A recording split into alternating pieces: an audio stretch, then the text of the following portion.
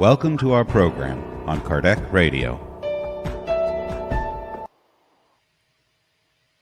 Good evening, my friends. This is Angy Stewart from INNERLIGHT, and I'm here Thursday night. It's 9 p.m. Eastern Time, and we are live on Kardec Radio. So our program is monthly, always the first Thursday of the month. And right now we are talking about this beautiful book. This book is called Heaven and Hell. So, Heaven and Hell is one of the books of the Allan Kardec's codification. We call the Pentateuch. And it's one of the books that not many people read, not many people study this book. But it's very beautiful and it's very important. In this book, Kardec brings us all the ideas, all the concepts that we accumulated, we assimilated, and we don't even know why. So it's important for us to do a comparison. So tonight, me and my two friends, we are going to be talking about chapter 4. Chapter 4 is hell. So Kardec puts all the points explaining what was hell for the pagans, for the Christians. And we are going to put what is hell for the Spiritism in 2020. So I hope you enjoy. We will be excited to see your questions, your comments. Please say hello. If you are connected, say hello, because we cannot see your names. We cannot see anything unless you write something. I am actually not on Facebook or on YouTube. I'm using a different platform, so I cannot see your names. Okay, so to start, I hope you have your water, because in Spiritism, we understand the water can be manipulated by the enlightened spirits, and it can receive a medication, a special medication to help us all. So at this moment, I would like to invite you to a short prayer, and then I can give you a few announcements before I bring my guests. Okay, so let's close our eyes. Let's inhale, exhale.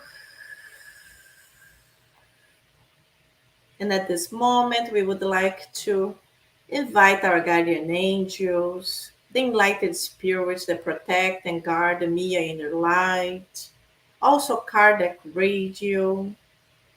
And we would like to ask them to help us to connect so we can open up our minds, so we can assimilate all the good thoughts that will be transmitted.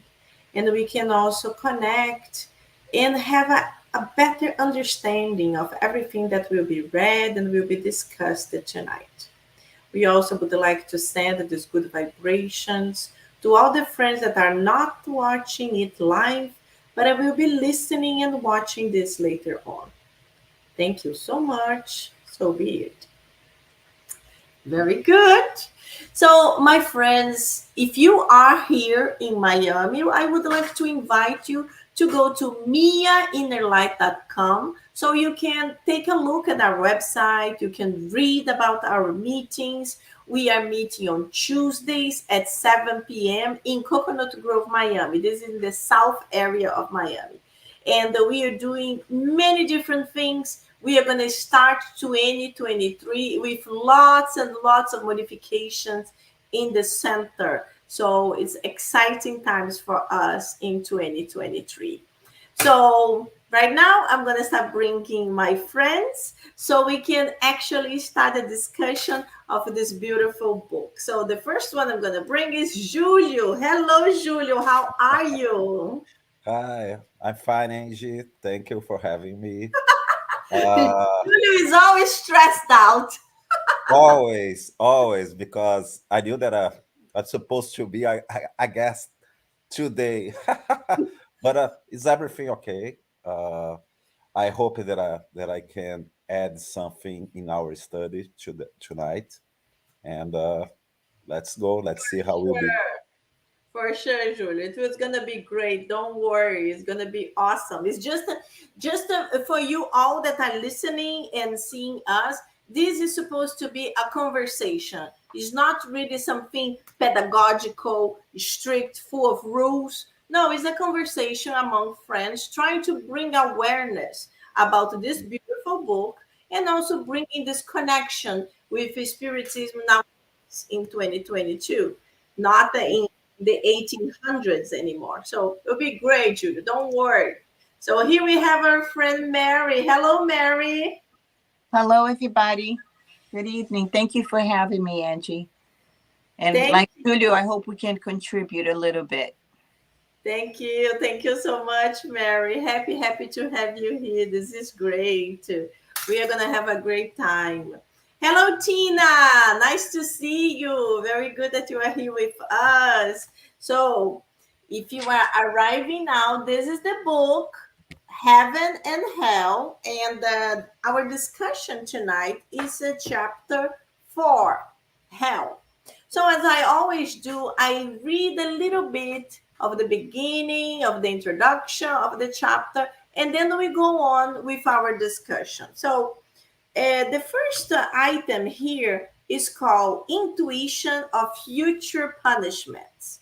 So, in the number 1, it goes like this: in all ages, man has intuitively believed that his future life will be happy or unhappy according to the good or the evil done by him in the earthly life. But the idea he forms to himself of the future state of existence is always in keeping with the development of his moral senses and with more or less enlightened views of the right and wrong at which he has arrived. Very good. So let's go.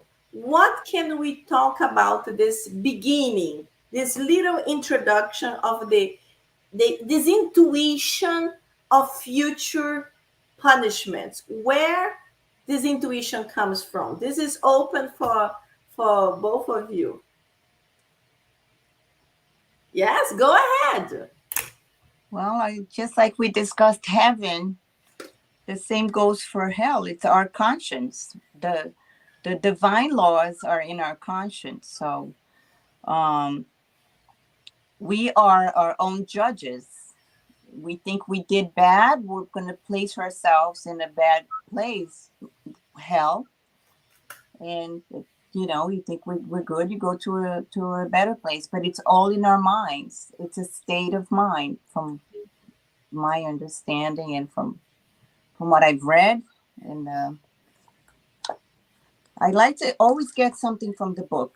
And the book from Allan Kardec, What is Spiritism? It says, the church nowadays realizes perfectly well that the fire of hell is mental and not physical. However, it does not define the nature of the sufferings. Now, anybody can go get the book because we don't have much time. But even the church nowadays realizes that the fire, it's all mental. It's all in the mind. Mm-hmm. Mm-hmm. Yes, yes, very good. Very good. So let me just say hello to our friends here. Hello, Yvonne. Hello, Juan. Erica, nice to have you here. That's very good. So I'm going to invite one of you to participate with us too.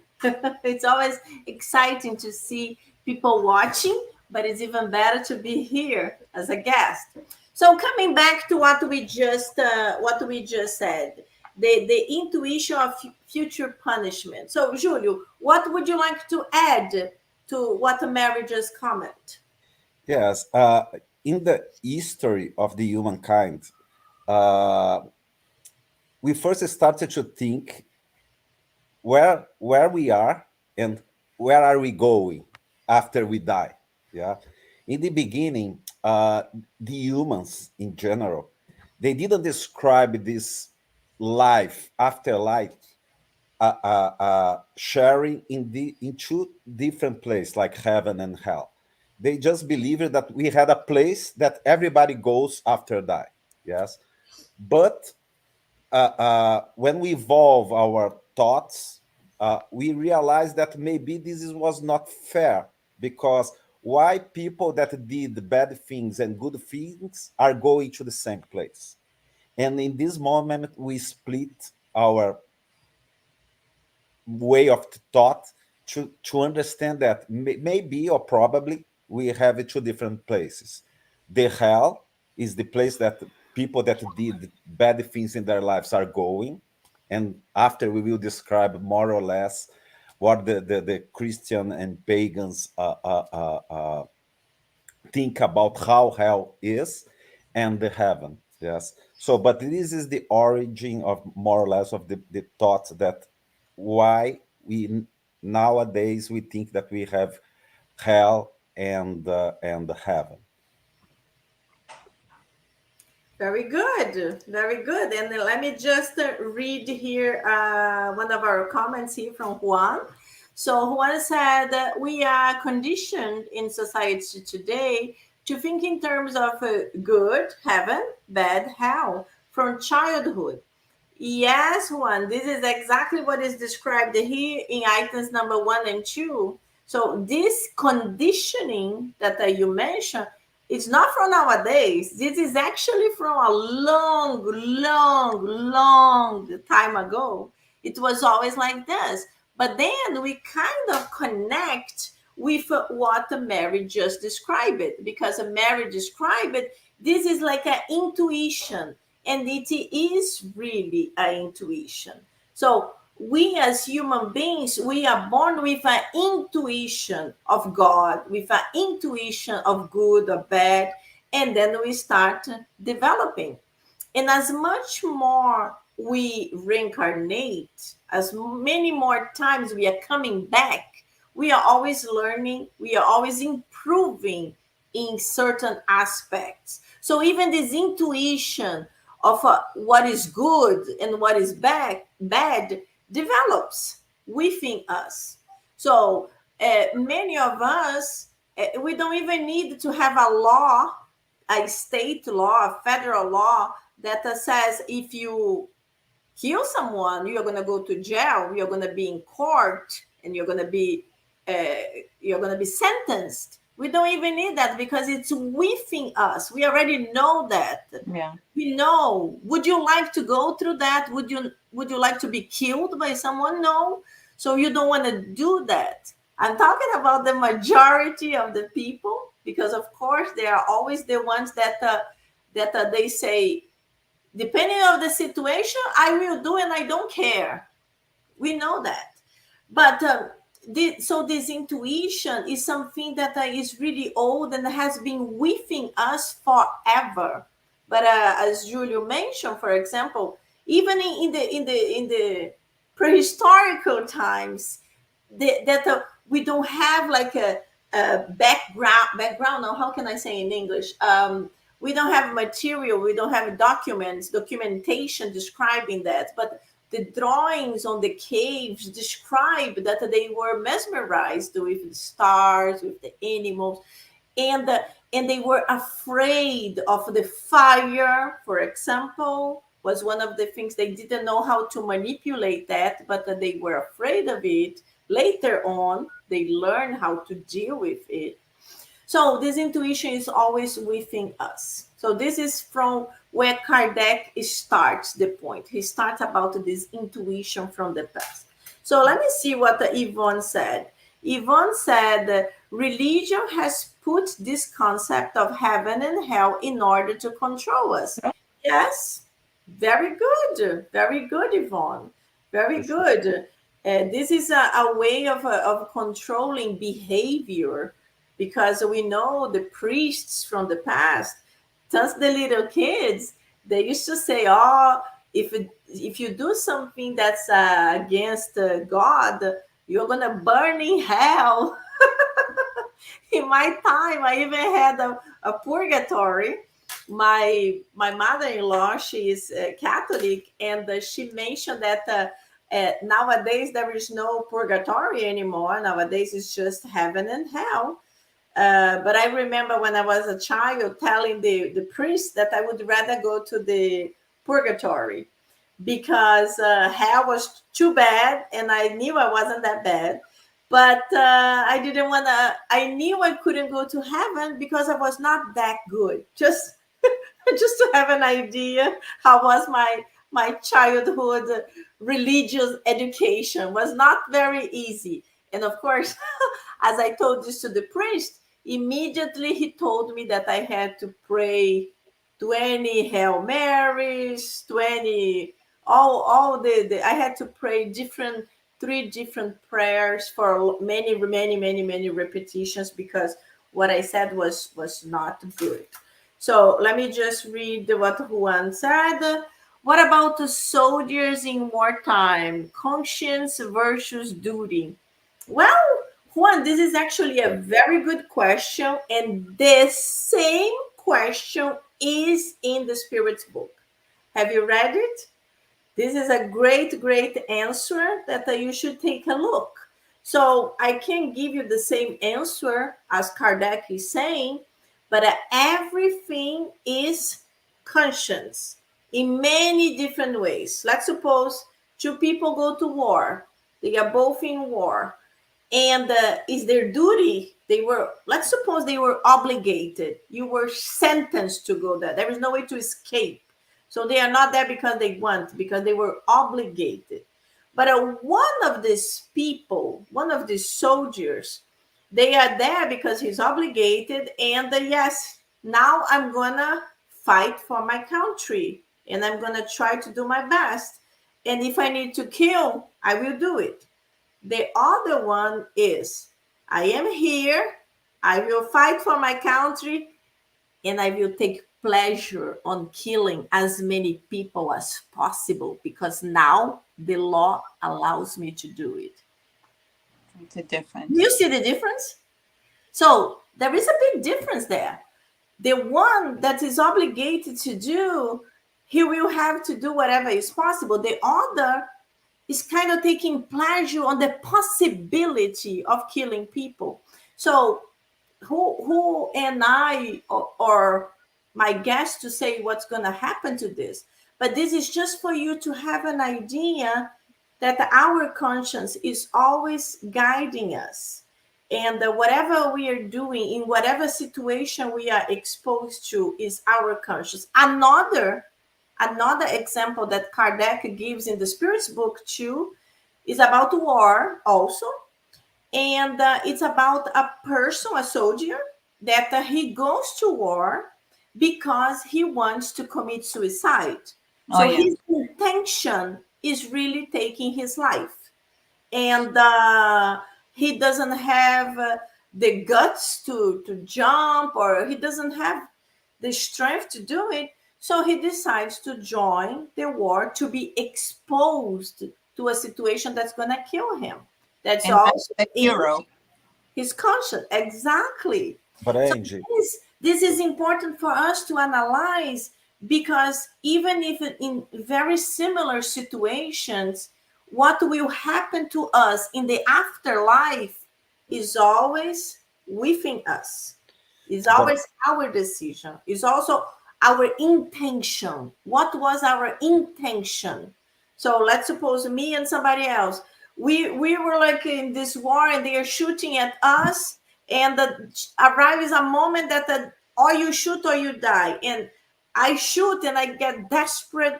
I had to do that. The other one is like, that's a big difference.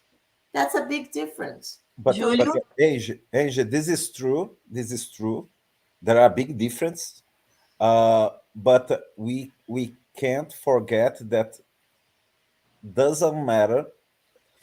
All actions trigger a reaction. Yes. And if we do something, if we kill someone, even that someone orders us to do that, because we are forced to do that, we are triggering some consequence that may be worse, or maybe will not be so worse than in the other situations. Yeah, because when you are not forced, but will trigger one reaction and some consequence will happen. Mm-hmm. Yes, but that's exactly what I'm saying. if two people are obligated to take the same things, and it's not every single person that goes to war that kills someone. Yes. No, it's not. It's not someone, every single soldier that killed someone. But if, what I'm saying is that if they are obligated, if they are exposed to a situation, they have no escape, there will be consequences, but there will be consequences very different from the Yes. one that's taking pleasure on doing it and from the one that was obligated, and now he has a guilty conscience because he took the life of someone he didn't want to. For So sure. this is the point. But yes, unfortunately, we will all have to face with the consequences of whatever we did. That's And the it's tough all part. in the mind. It's all in the mind, like we said in the beginning. May I please throw something that would Sure. summarize that? It's from the Spirits book, the discussion, and you guys can go there. It's question 1012 from, and it says heaven and hell. And the discussion says fixed places for punishments and rewards only exist in the human imagination. They result from our tendency to materialize and circumscribe things that we cannot conceive of. So we're very material. So we tend to materialize God, the devil, hell, heaven, because it's what is, known to us. Mm-hmm. Yes, So exactly. we need to imagine, like we imagine heaven with the flames and the fire and all. It's all in the mind. It's all Yes, and the intention. You know, it's like exactly. killing somebody in self-defense. Like somebody's going to kill you in self-defense. You didn't intend to kill that person. Now somebody might take advantage of an argument or a fight and say and actually prove to human law that it was self-defense, but the mind, the conscience will record that, and it would put that person in hell. you know Yes, and yes. And the for example, just for us to start, the word hell comes from Latin, the Latin root that's inferno. And what means inferno? Inferno means the bottom, means like deep down, underground. That's why inward. all these ideas Abyss. started. These ideas started connecting with the word that's in the bottom, that's below something. That's the Latin background. And then it started all these concepts that's where we're gonna move now. Let's start moving, although we are stuck on the Unwise. beginning. So when moving here, the next item that we have to talk is the Christian hell, an imitation of the hell of the pagans. So we know the pagans, they were much, much before Christians. So the pagans were the ones that they did not necessarily had one God. They had many gods, many gods. They were not Hebrews either. So let me read a little bit, and then we can go. So the hell of the pagans, described and dramatized by the poets of antiquity, is the grandest of the forms that have been assumed by the idea of a place of punishments for the souls of men, although its principal features have been perpetuated in hell of the Christians, which also has been sung by their poets. So this is how we started. So it started with the pagans, with this idea of punishment, eternal punishments. So you do something bad, you are going to be punished forever for that. So then the Christians came and they basically took that idea of the pagans and they kind of elaborate a little bit, of differences. Like, for example, hell had a king. So the hell of the pagans was a king. The king there, we actually can can read in number 4. Number 4, it explains, if you have the book, it's in lots of details. The king of the pagans was Pluto. But who was the king of the Christians? Was Satan. And who is the king for the spiritists? Very good. Is there a king of hell for the spiritists? Is there a Satan for the spiritists? This is a question for you both. And Can I any talk about the audience devil? that would like to comment, I would love to read your comments, and we can explore it. Okay, I always go to the source. I always go to the books because I can make a mistake, but Allan Kardec cannot. Neither can Andre Louise. So Satan symbolizes the power that is contrary to the good. When humans discover evil in the vast world of themselves, they understand it, fight against it, and avoid their inner hell and develop divine qualities that elevate them to a higher level of spirituality. So here again, it's inside, it's inner, it's in us. It's not nothing on the outside. Mm-hmm. Yes, in Spiritism, we don't have this idea of hell and heaven.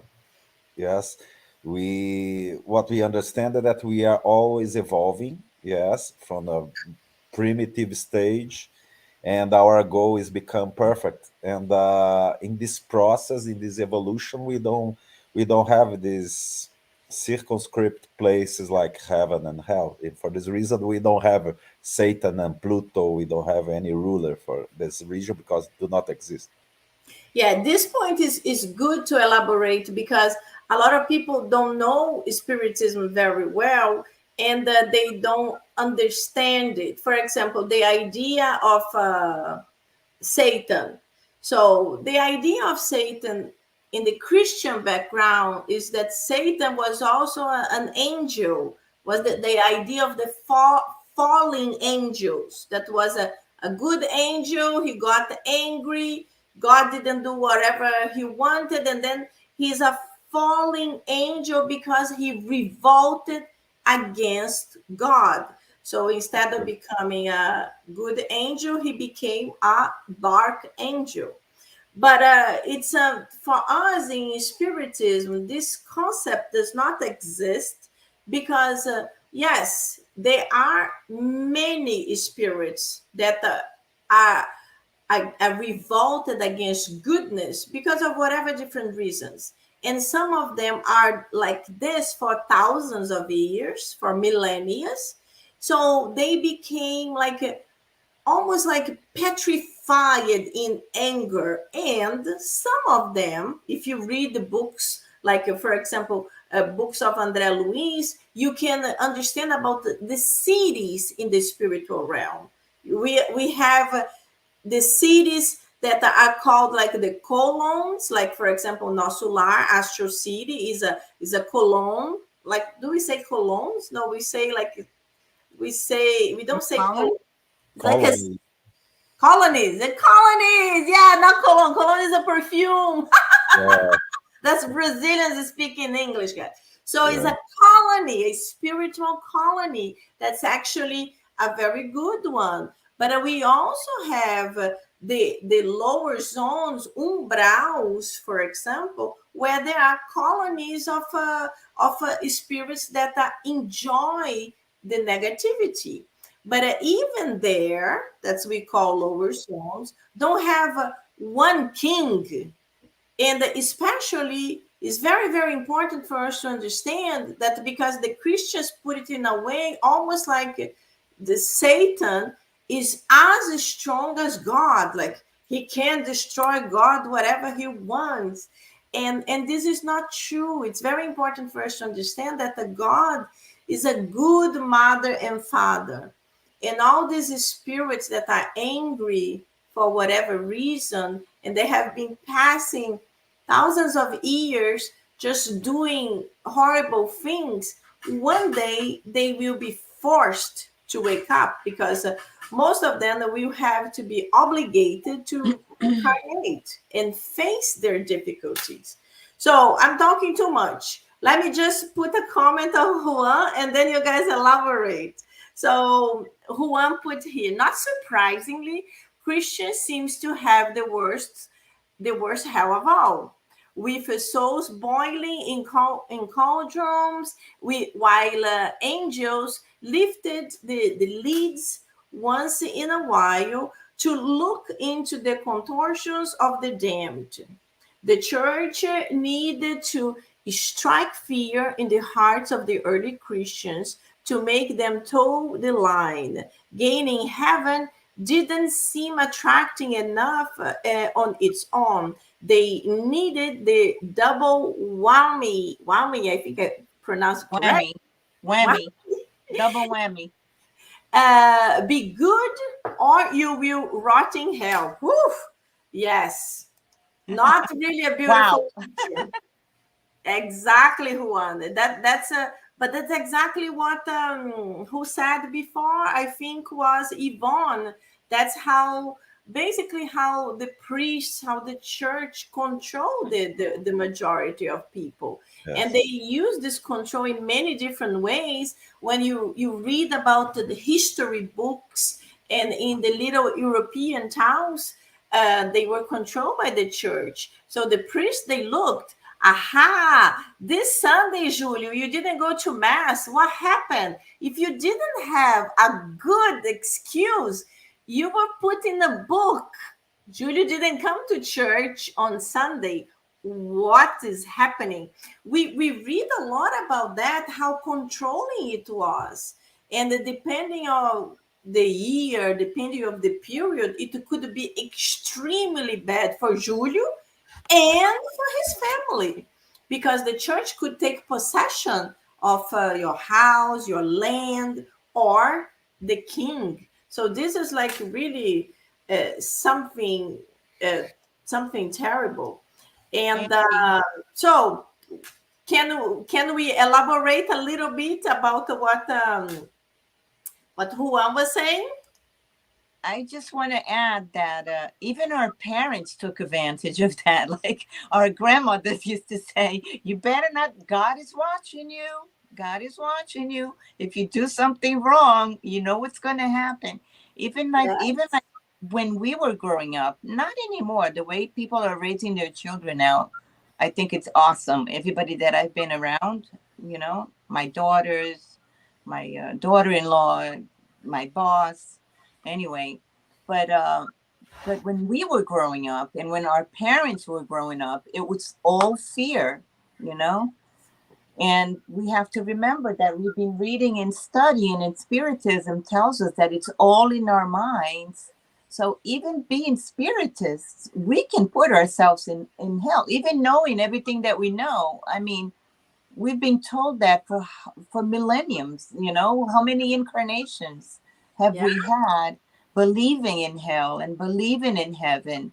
So, you know, who's to say that if I move on tomorrow, my conscience will go back to even things that I have done in past lives and put myself there. So and the one very important thing that it's so good in Spiritism is that nothing is forever. So even if we made some kind of a horrible mistake, we did something that we really hurt someone, or we destroyed something, and as Julio mentioned, everything there is action, reaction. So there is always a response to whatever we are doing, good or bad, even if we will have to face something like that. The situations for our spiritists are momentarily, because everything is connected with our minds. So if we wake up in the spiritual realm and we are in a location that is not what we thought about, we are in a lower zones, for example, we were attracted there by something we did or we thought, but it is not forever. Like the Christian church said that you will burn forever, exactly like Juan was mentioning. You are going to be in that pot boiling, and the angels don't do anything. They just look at like, oh, poor thing. No, they lift up once in a while. They bring you some relief. I'm going to throw in a little joke. If if you die and you wake up and you see Julio next to you, that means you're in hell because he did not go to mass on Sunday. Why do you use Julio? You can use another name. Yeah, but isn't that crazy? I can just imagine, because we believe in reincarnation, we understand reincarnation, so we know we lived in previous lives. So imagine that we are in the 1500s. So we really didn't have this exposure. We had to follow the rules, although situations could be really, really bad. So we lived in fear, depending of the situation, the country, of course. Let me just Yes. read another comment here. So Angelique said, it feels like although they were advanced on their ways, yet they missed the fact that if we can create a reality in the material life, do we not create a reality in the afterlife? Yes, Angelique, exactly. Exactly. That's why Spiritism helps us to understand that whatever we are doing here is basically what we will be doing in the spiritual realm. So that's like if I am a normal person having a normal life, I'm not going to wake up in the spiritual realm and I'm an angel now, because that's not possible. I don't evolve from one moment to the other. And the same thing, the contrary. If I'm a good person here, relatively good, I'm not going to wake up in hell because I didn't do anything for this. Even if maybe in a previous life we did something that will require us to go through some time of adjustment. We don't know. That's why I mentioned the lower zones And that I and mentioned. one thing, Angie, that is interesting that it was never clear exactly what you should do to go to the hell or heaven, because we just pointed you some, oh, this is a sin, this is a mistake, this is good, this is bad, but how bad it is to go to the hell, what is acceptable or not. It's just you commit you did a gossip, oh, go hell. Is this,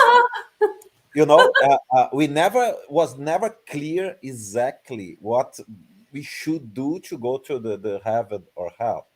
And you know that even when we advance as society, some things that we did in the past that was acceptable nowadays not acceptable anymore, like slavery, for example. In the past, okay, was, oh, I'm superior race, and this guy become my slave. It's okay, and the church accepted that, you Mhm. know. And so it was never clear, the rules or the to go to the hell or heaven. This is, It's this in is. our Are conscience. you talking about the Christian or the Spiritist? What are you talking about? I'm talking about Christianism, because we know that heaven and hell do not exist in Spiritism. Yes, I'm talking about this concept of hell, and that fears a lot of people. Mm-hmm. Mm-hmm. Mary, we cut you. What you were saying? No, I said it's all it's our conscience that decides what is wrong. It's not what we do, it's I think it's how we do it, you know. Um Jesus came and Jesus told us that love covers a multitude of wrongdoings, you know.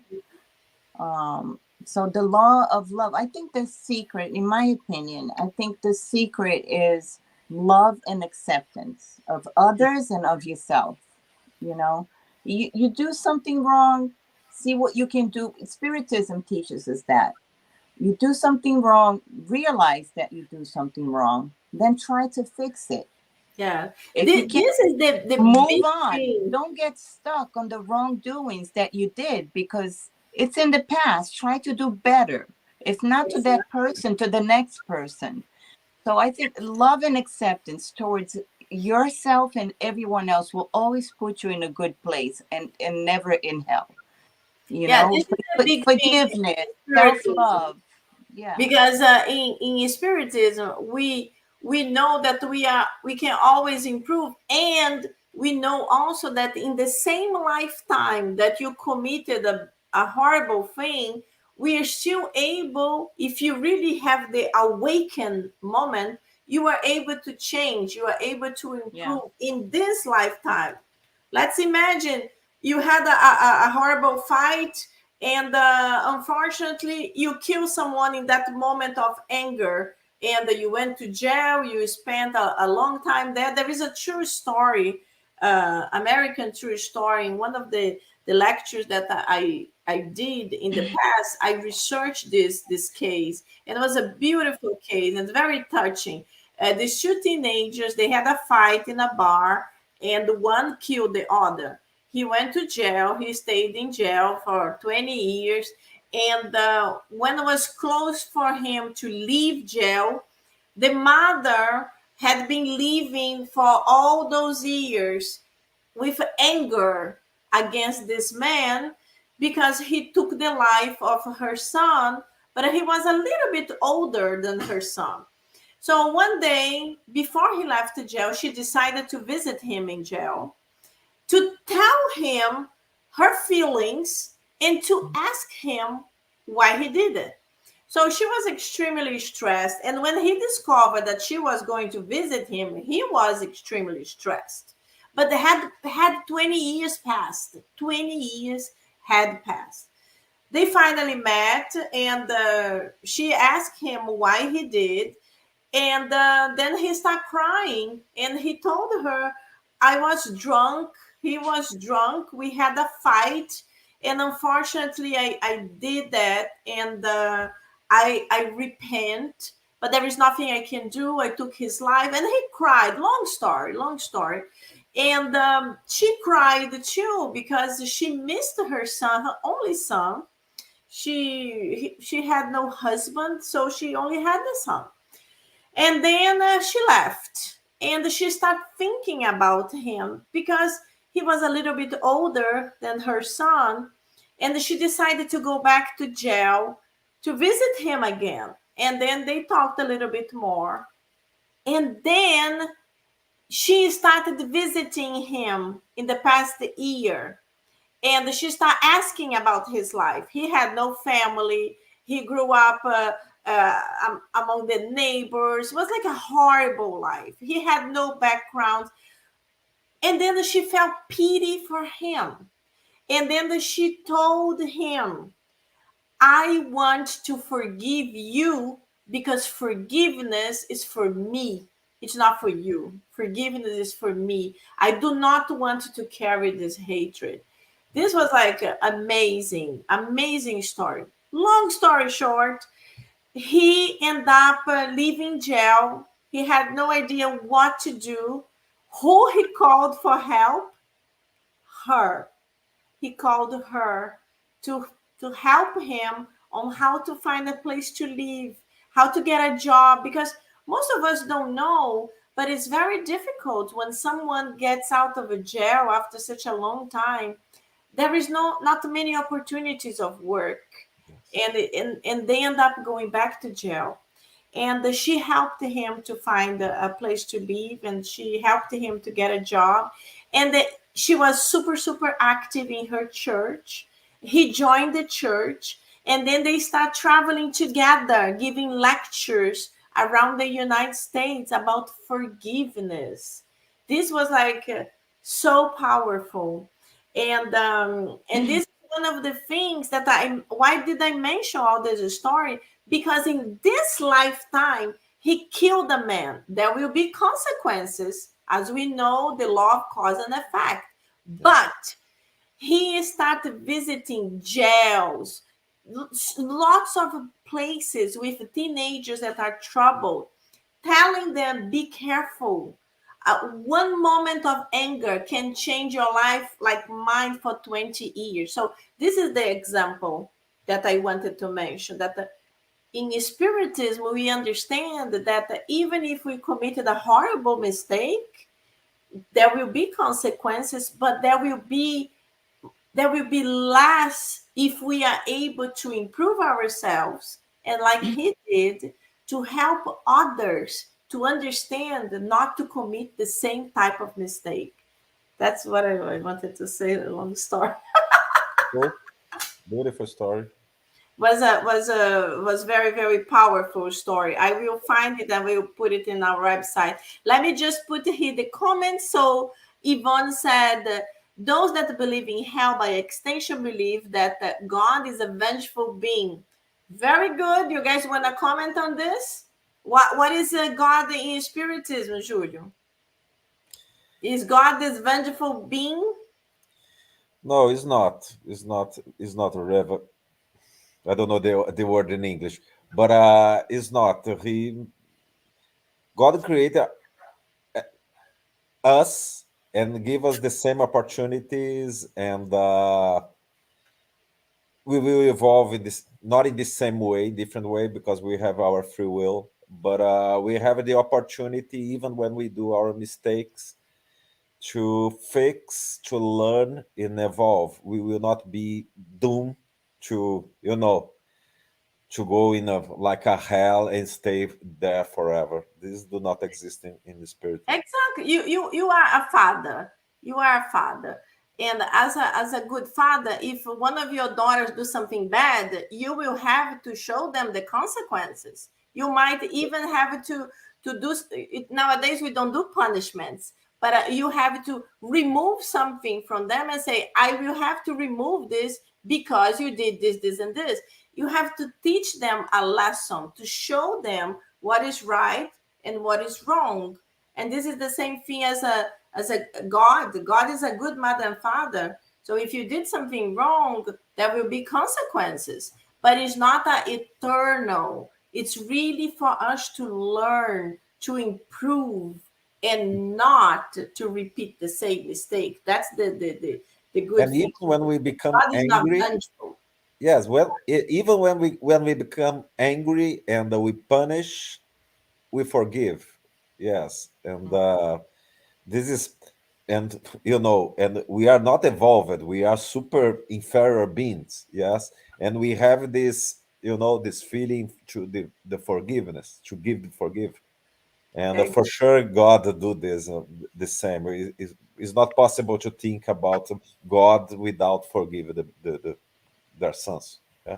Exactly. So Erica said, if I'm doing something wrong in this life and I'm not able to see or realize that, and then she continues here. Okay.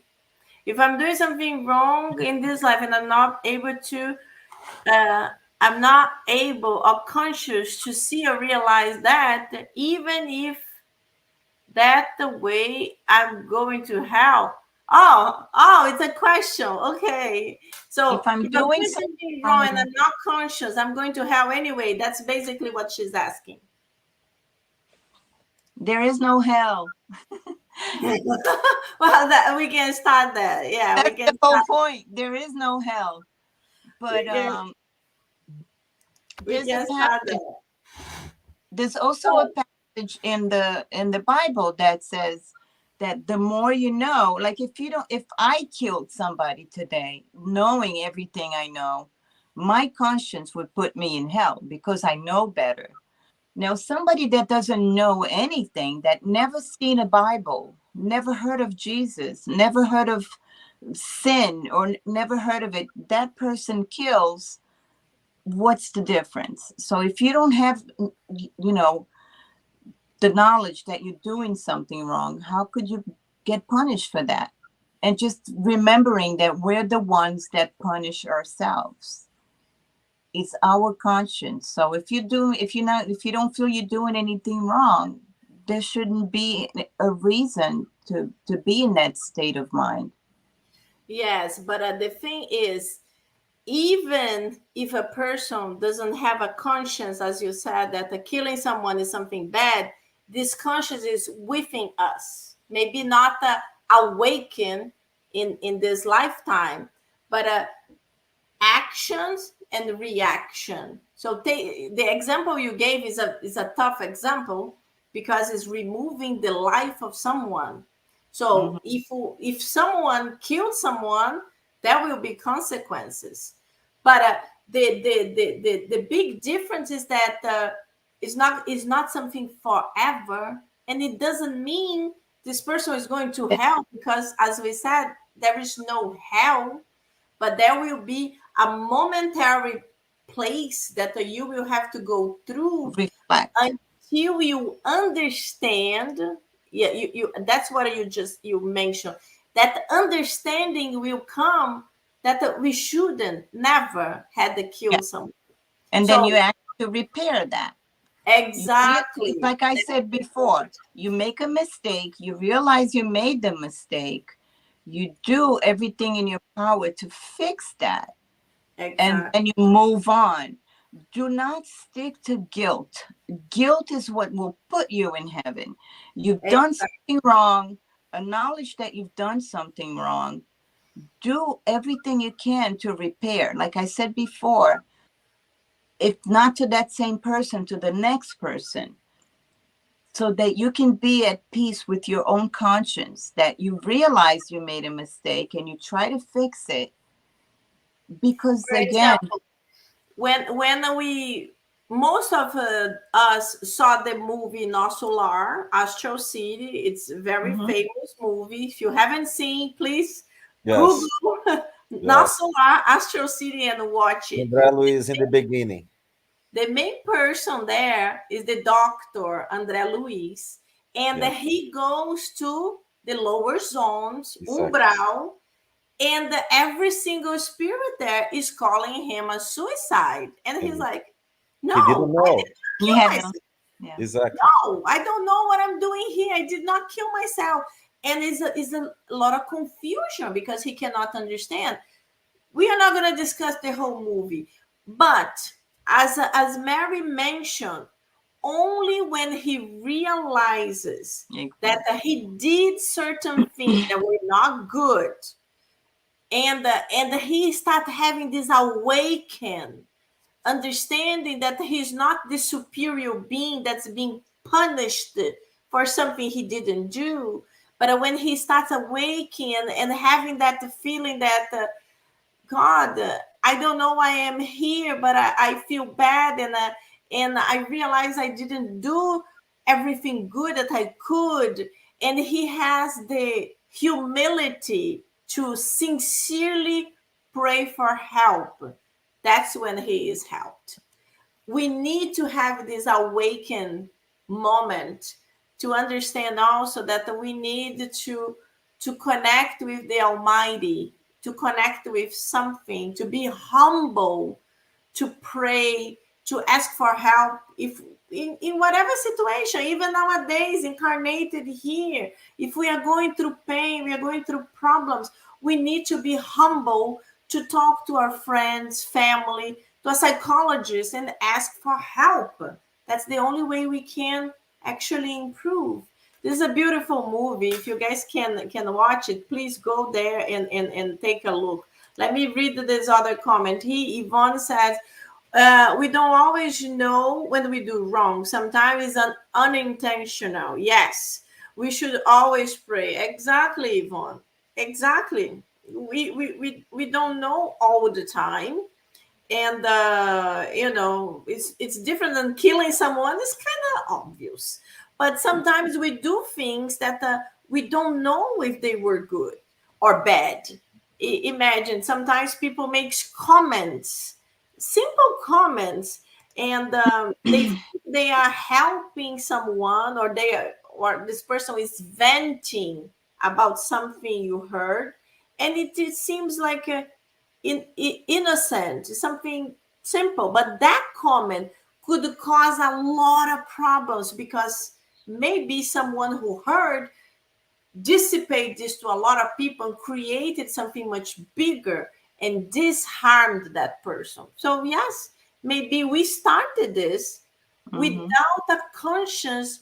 This was going to cause so much trouble, so we Yes. never knew that. So this And is and it is interesting, Angie, because we know that for some action, like for example, drink.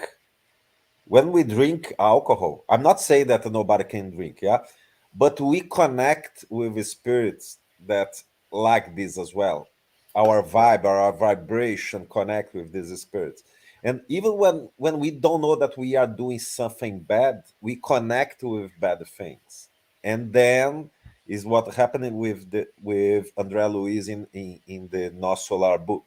Yes, he did the things in his life that he didn't realize that was bad, but he connected with lower zone of umbral thing atmosphere, and after he died and he wake up, he was in the zone, but he didn't know why.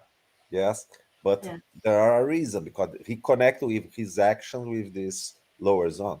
Yes, but Yes. the important thing that is not for forever, as Angie said. Yes, we improve when we understand and we learn what was wrong, and we understand that we did something wrong. We have opportunity to to Yeah. fix this. Yeah. Step, Exactly. the steps. You acknowledge, you realize what you've done wrong, you repent, and you fix it. Yes. Yes. Yes. No. And as I said in the beginning, we never realized that 1 hour goes so quickly. Look at that. We have 2 minutes, and we still need to read this beautiful book. Let me just show here. This is the book called What is Spiritism? So this is a very thin book that the Kardec wrote. It's almost like a summary for people that do not know Spiritism, and like a deeper understanding to the ones that know well Spiritism. So we don't have much time. We're going to read one question only and the answer, and then we're going to comment. So, Julio, can you read the oh, before? Let me just You explain to you. trust in my English We to do are that? we in this book we are reading this chapter, and this chapter is all about is chapter 1 that we are reading, and we are in the item 3. So this is the third. It's called third dialogue. It's a dialogue with a priest. So the priest is asking lots of questions within his understanding, and Kardec is helping him to understand, is helping him to see what is the spiritist view. So that's what we are going to do now. So, Julio, if you could read the question, and then Mary, if you could read the answers in blue, and then we can summarize together. Okay. Okay, but the Kardec radio is, because I don't have the book here and I can see all questions. Okay, so let me Just read. move a little down. Oh, yes. Okay, it's here. Yes, yes. Okay. The New Testament teaches us that the angel of darkness, or Satan, can transform himself into an angel of light to seduce people. This is the priest's Okay. sentence. So Allan Kardec's answer is, according to Spiritism and the opinion of many Christian philosophers, Satan is not a real being. He is the personification of evil. The church takes this allegorical figure literally. Can you move up a little bit more? Okay, thank you. The church represents Satan as eminently clever, skillful, and cunning. However, when it comes to Spiritism, the church makes him play the role of an inept and a fool, since Satan's goal is to feed hell with his victims and to steal souls from God. And to do so, according to a beautiful allegory, he transforms himself into an angel of light. What is incomprehensible, however, is why he would let those be already he has in clutches escape. Those who believe in neither God nor the soul, it's very small, I'm having a hard time. A soul who scorn prayer and are immersed in vice already belong to Satan as much as possible. He has nothing further to do. So just before we go further, there is a little bit more here. This explanation here that represents the that talks here. Some Satan's no. That talks here that even Satan transforms himself into an angel of light. This is the Orthodox Christian Church that has this explanation. So Kardec is explaining in that sect, in the Christian Orthodox, they have this view that the Satan in the future, he is awakened and he comes back to the light. But this is one point of the church. It's not all the Christian churches that see it like this. But this was a point that Kardec used to tell the priest that even in the Orthodox Church, they can see Satan coming back to goodness. Why not others can do that too? Right. So we can continue with the rest of the piece. Okay, therefore, in the doctrine of exclusive communication with demons, there is a contradiction that strikes all sensible people. Spirits who console the afflicted give strength and courage to the weak, and who, by the sublimity of their teachings, raise the soul above material life, are Satan's accomplices, and that on such grounds we are to interdict all relations with the invisible world. So this can be confusing to most of the people, but the priest was mentioning, like the pieces above here, that communicating with spirits is always something from the devil, is always something that is negative.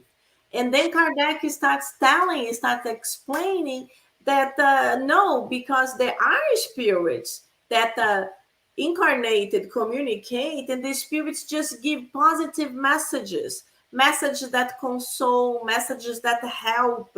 So how can you determine that every single message that comes from spirits are something from the darkness, are something from the devil? And that's what Kardec is saying. It's not everything that is from the devil.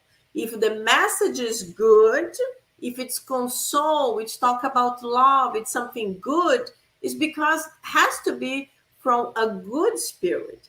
So this is one of the points that's very difficult for the church to accept. It's very difficult for them. Many churches, I'm not talking just about the Christian church, but many churches, first of all, they don't accept any type of a mediumistic communication.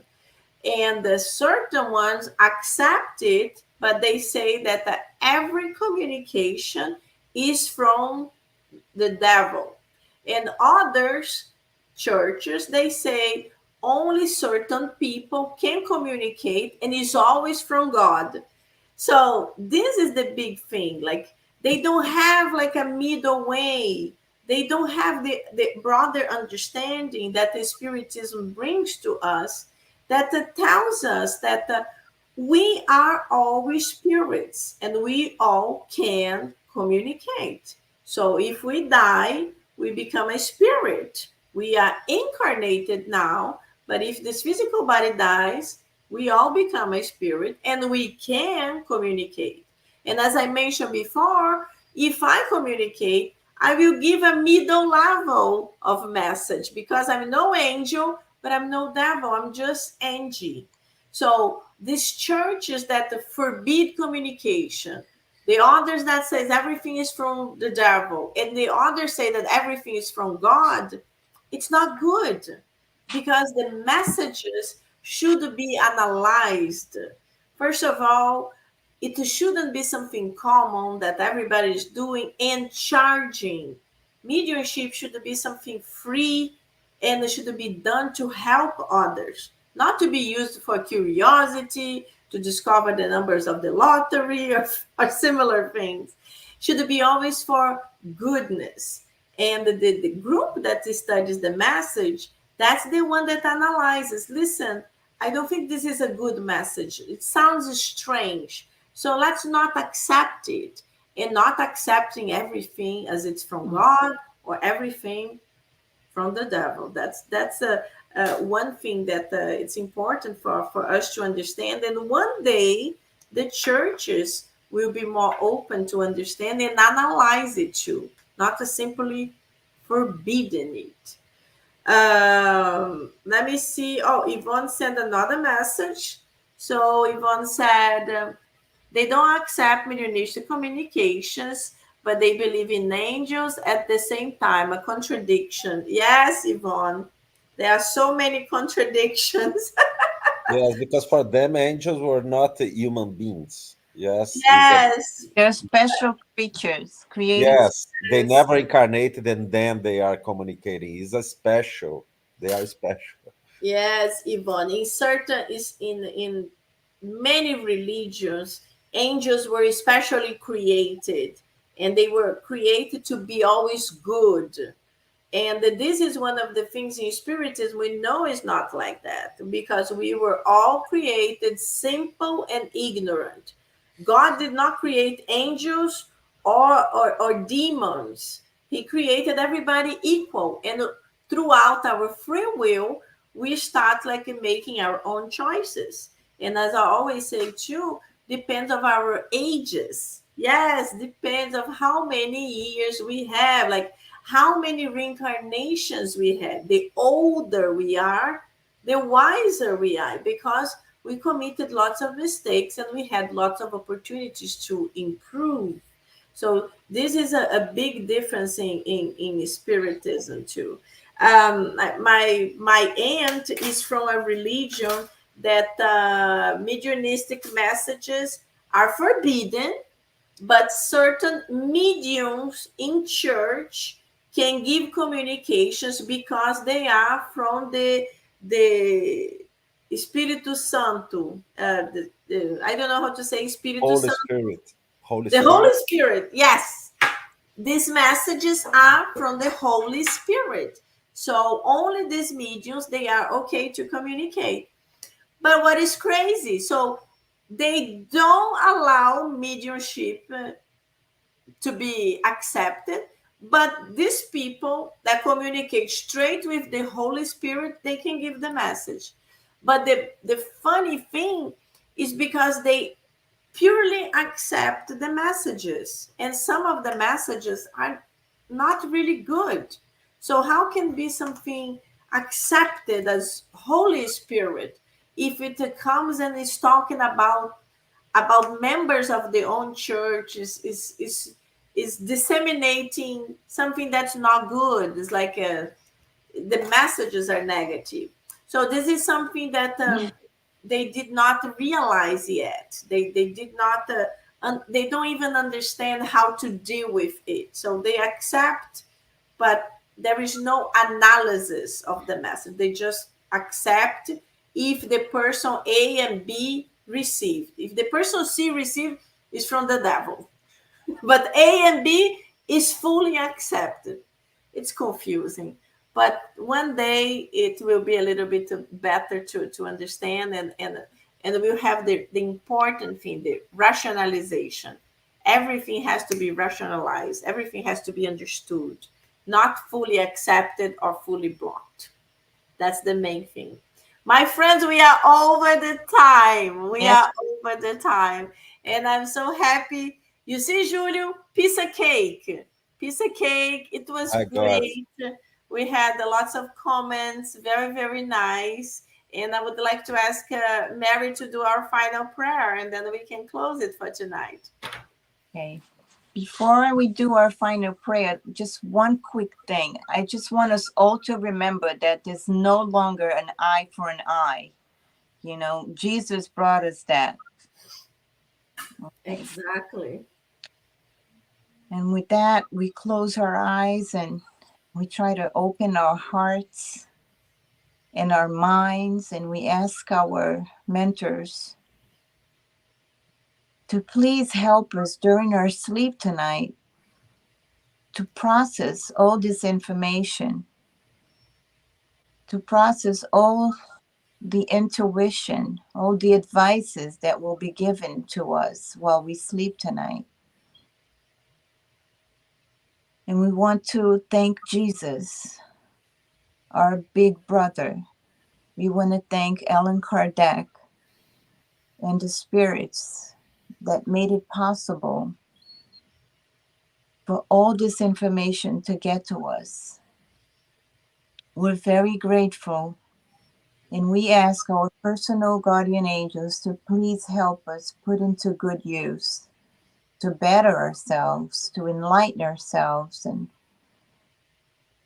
so that we can enlighten others. We believe that God is love, and love will lead us always to a good place, will always put us in a good place. In Jesus' name we pray, amen. So be it. Very good. Thank you so much. It was Thank you, really guys. great. Thank you, all of you that were here with us, that participated and sent the messages. It was really good. It was awesome. It helped us to develop this talk. And I hope you all can come back again next month, the first Thursday of the month. And the next chapter is about the purgatory. Woo-hoo-hoo! Exciting! So That's your let's favorite place, our Anne. study. That's It's your where I place. wanted to go when I was 10. That's your place of choice. Very good, guys. Thank you so much. It was Good great. night, everybody. Thank you. Talk to you soon. Have a great night, everybody. Thank Thank you. you. Thank you, Julinho, Mary. Thank you.